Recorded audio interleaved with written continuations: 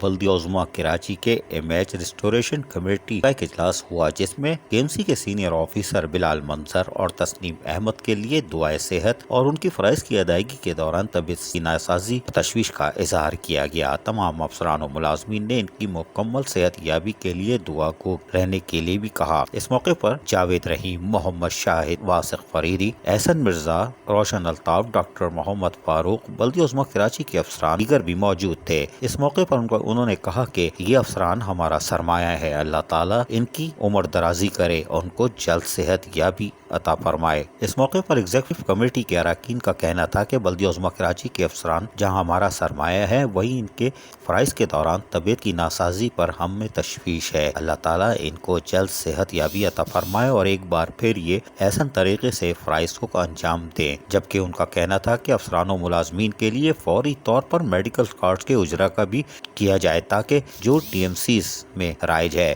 Administrator Karachi سے درخواست کی کہ ترجیحی بنیادوں پر یہ کام کرائے جائیں تاکہ افسران و ملازمین کے دل جیت لیے جائیں، کیونکہ اگر ایک افسر بیمار ہو جائے تو اس کے لیے مشکلات کا سامنا کرنا پڑتا ہے۔ عدنان قریشی میڈیکل سہولیات نہ ملنے کے سبب انتقال کر چکے ہیں۔ K M C image restoration committee کی سہولیات کی فراہمی کے لیے اب جدوجہد تیز کرے گی۔ عزیز عارف، KBS بلدیاتی نیوز کراچی۔